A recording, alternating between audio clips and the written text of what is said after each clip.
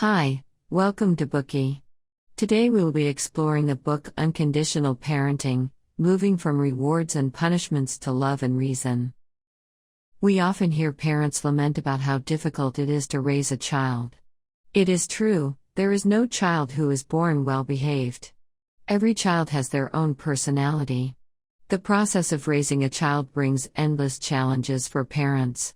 Therefore, parents do the best they can and rely on so-called effective ways to deal with children that are often spread by other parents. However, those effective ways may only be effective in the short term and can soon become useless, which means that the screaming and yelling continue. Thus, the questions arise: how can we raise an outstanding child? What kind of parenting methods are truly effective? To answer those questions, Alfie Kohn, a famous childhood education expert in the U.S. who is also a father of 2 children, wrote the book Unconditional Parenting, Moving from Rewards and Punishments to Love and Reason.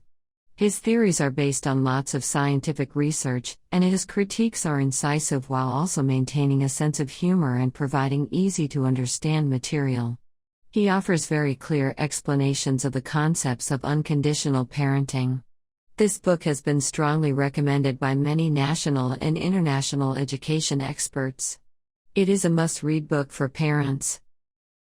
Alfie Kohn, the leader of the progressive educational movement in America, published 9 profound books about early childhood education before this one, including The Schools Our Children Deserve, Moving Beyond Traditional Classrooms and Tougher Standards, and Punished by Reward, The Trouble with Gold Stars, Incentive Plans, A's, Praise and Other Bribes, which we have talked about before.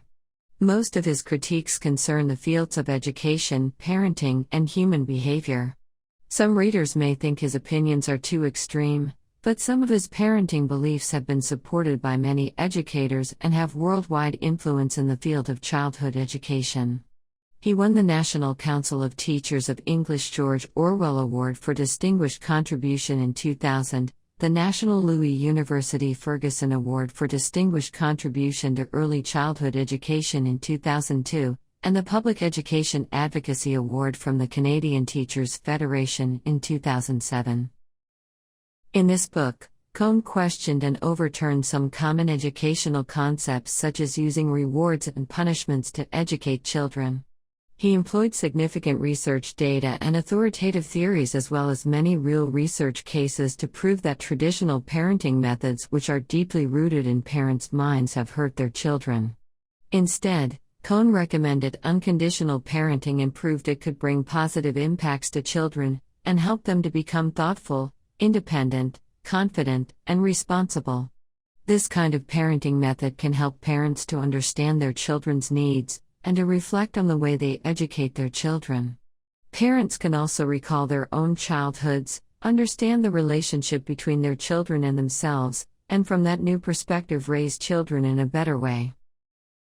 Kohn suggested that parents should give their children love with no strings attached, encourage them to speak for themselves and be independent, and let children make their own decision.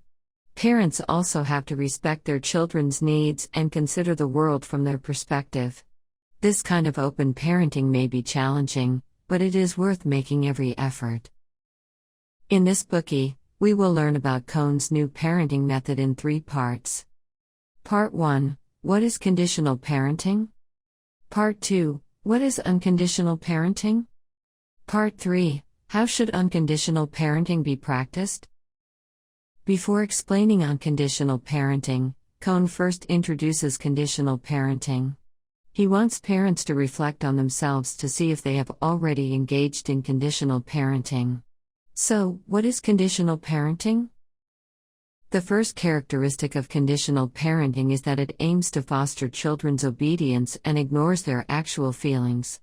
In daily life, one of the most common ways we praise children is to say you are a good child. Thus, we must ask, what kind of child can be classified as a good child? If we think about it, we will realize that quiet, well-behaved, obedient, and trouble-free are the standard expectations for a good child. So, how does one foster a good child that complies with these standards?